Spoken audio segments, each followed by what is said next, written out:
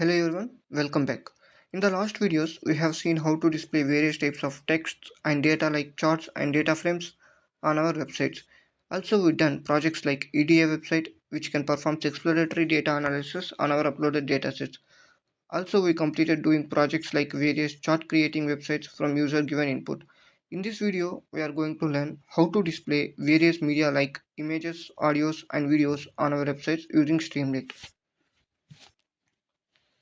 So these are the topics that we are going to cover in this video. First of all, we are going to have an introduction on Streamlit like what is Streamlit and why Streamlit. After that, we are going to learn how to display videos on our website using various sources like links. After that, we are going to do one example on how to play videos on our website using Streamlit. Similarly, we are going to learn how to display and play images and audios on our websites using Streamlit. Finally, we are going to conclude this topic by doing one stunning project which will be going to be awesome one for students. As we know that Streamlit is an open source framework for creating websites that can perform data driven and machine learning deep learning tasks easily with Python programming language. Streamlit is very easy to learn because its syntax is very easy, and also it provides various types of text, data and media. Also, it provides a lot of widgets which makes our websites as an interactive website. Using those things, I mean using various types of text, data, media, and widgets are very easy because Streamlit provides a plenty of predefined functions which allows us to use everything that Streamlit provides for us. So that I can say learning Streamlit is nothing but just remembering a bunch of predefined functions and its purposes. No need to take care about structures like layouts, objects, classes, constructors, etc. Just we need to remember those predefined functions and we have to use it in our code. Now let us see how to display videos on our website using Streamlit from various sources like links. Do you notice one thing? I said that displaying videos on website using Streamlit from various sources like links. First of all, what is a source? Source can be defined as the location or reference point from which media such as images, audios, and videos are accessed or retrieved. This can include links to online content, file names, or file paths pointing to the local or remote storage locations. Essentially, the source indicates where the media content is located or how it can be accessed. Streamlit offers three types of sources to display and play media images uh, like images, audio, and videos on websites. And those three types of sources were links, uploaded media, file names, or file paths. So we can display and play media by providing links as a source.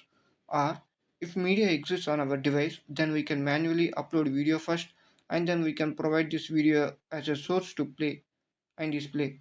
Or else we can just simply give file name or file path as a source to this Streamlit's predefined functions to play and display the media.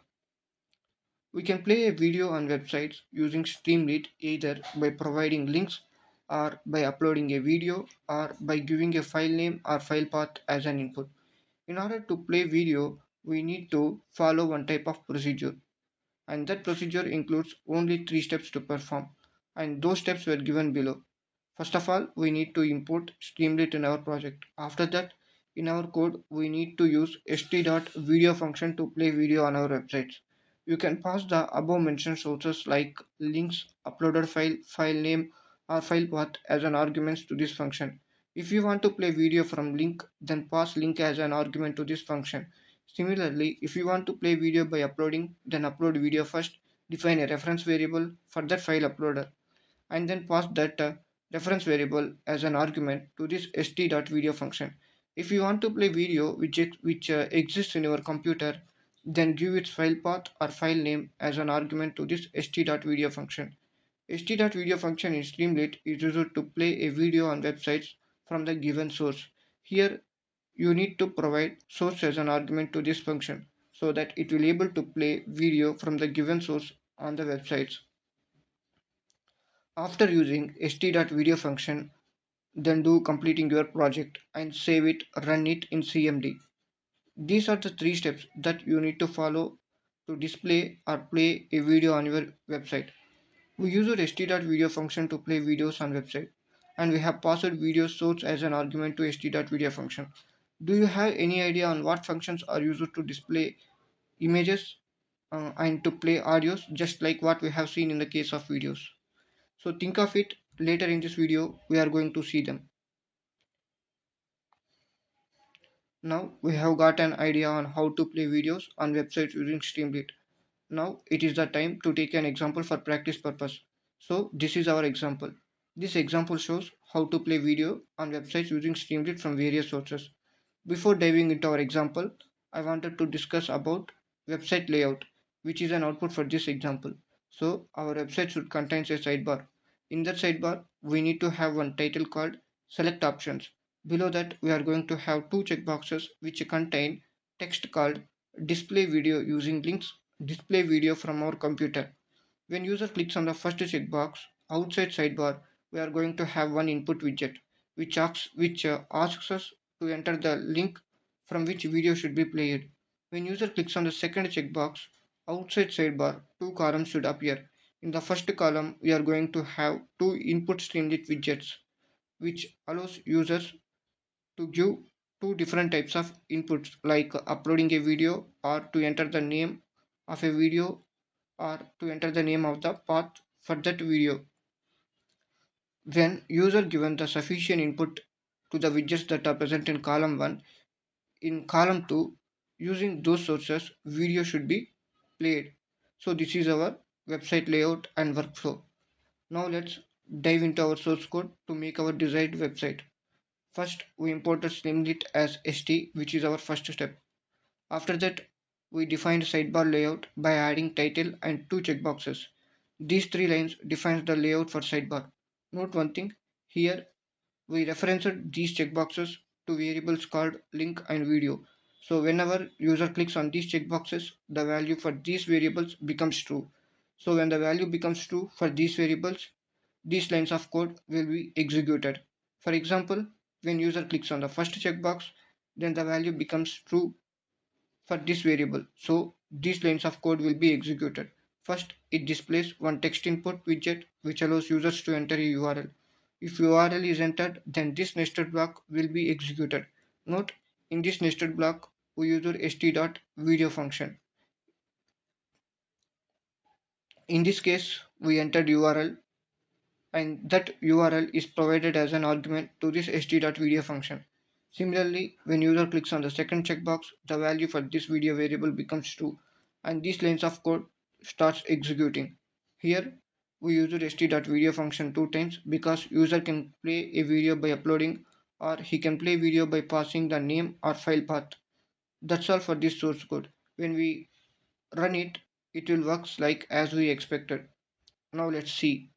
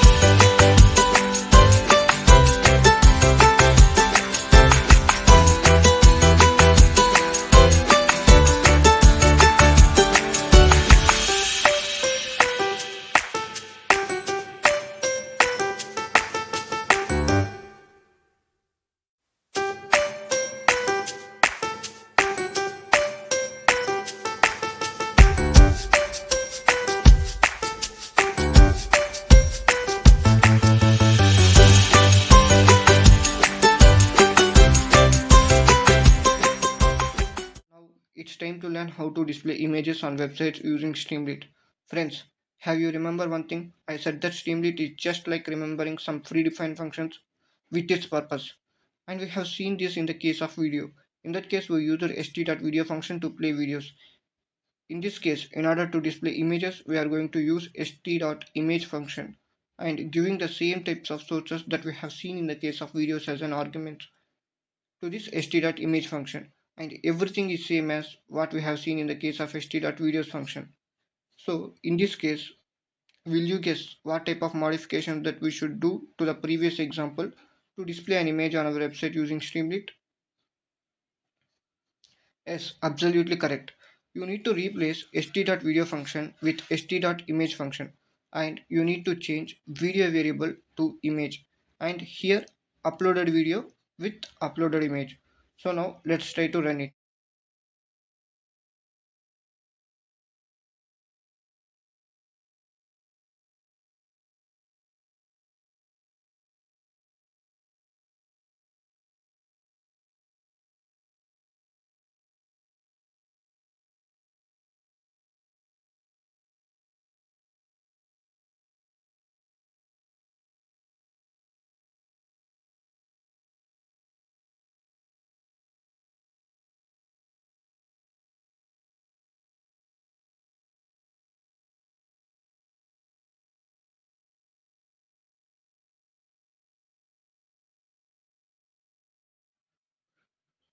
In this case of audio also, same procedure and same type of modifications in source code. That is replacing st.image function with st.audio and providing audio sources to this st.audio function and replacing the image terms with the term called audio in our source code. Now let's try to run this source code and let's see the output for this source code.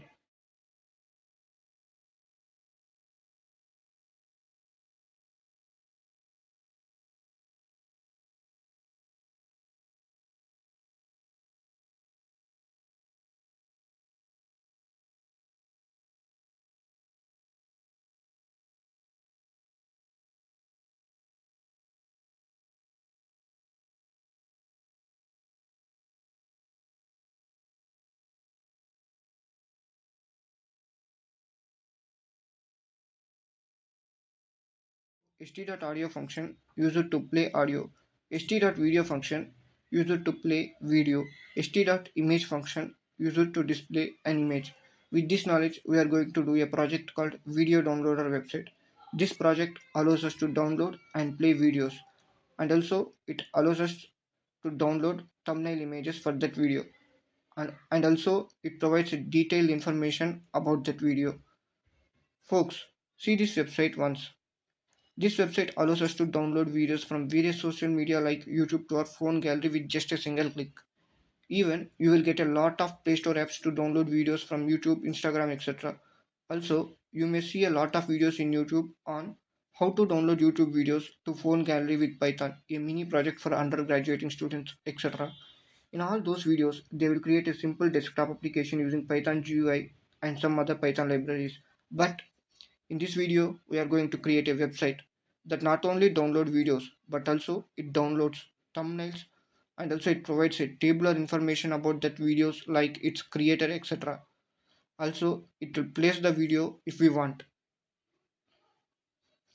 So, with the help of pandas, requests, IO, Streamlit, Pillow, and PyTube libraries and modules, we are going to build this amazing website.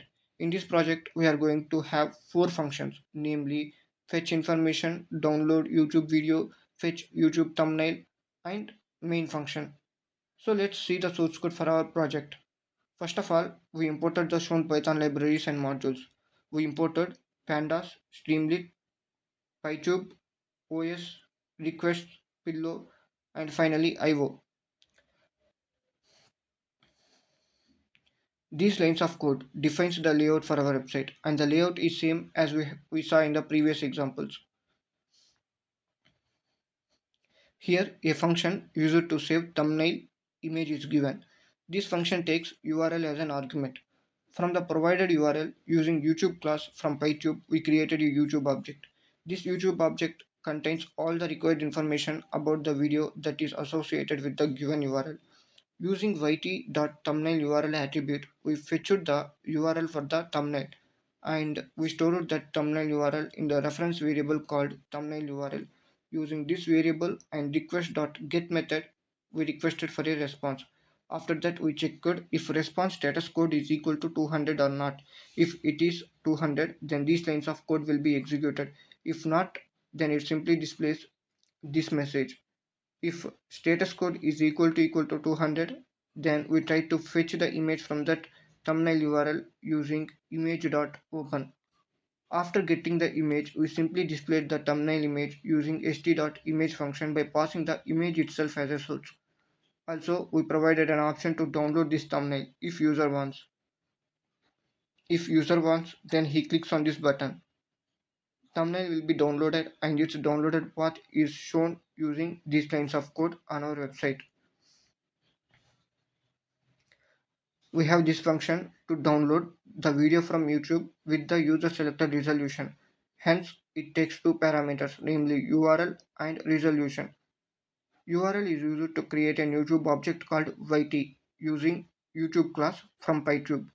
Using streams.getByResolution method on yt object, we got an stream with the provided resolution. If stream exists, then it downloads the video using stream.download method with the provided file name as video. This function is used to fetch the required information from the YouTube video object called yt. To create an object, we need URL and we need to use YouTube class from PyTube like shown here. After creating yt object using attributes like title, author, etc., with this object we extracted the required information. After that, we created a data frame using information like this. Finally, we returned the data frame. Finally, we defined main function like this. When user clicks on the first checkbox in sidebar, these lines of code will be executed. Similarly, for next checkbox, these lines of code will be executed.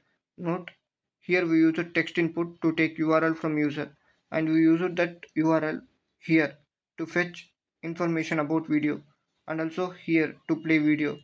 Also, we use a URL here to fetch the thumbnail for the given video URL. Here we defined a list called resolution options and we passed the list into select box widget so that user can select one resolution. The selected resolution will be stored in this resolution variable. After that, we provided a button called download. If user clicks on that button, then it checks whether user given a URL or not. If user given URL, then it calls this function which downloads the video that is associated with that URL and with the selected resolution. Else, we displayed some error message like this. When user calls this main method, our program will start executing. Now, assuming that user called main program and we have an output like this.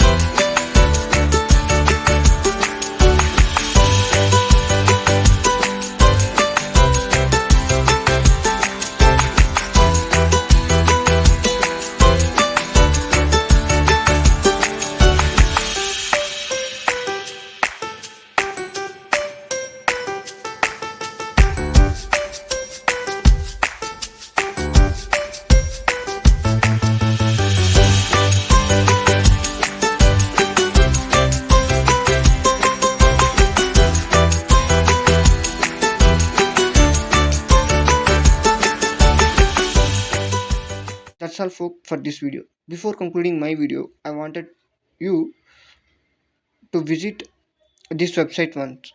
Actually, I designed this website using Google Sites for study purposes. In this website, I am writing articles, but as of now, I completed writing the content for Streamlit and for Pandas. So, if you want some notes on the concepts related to Streamlit and Pandas, you can visit my site and you can learn the bite-sized content for free.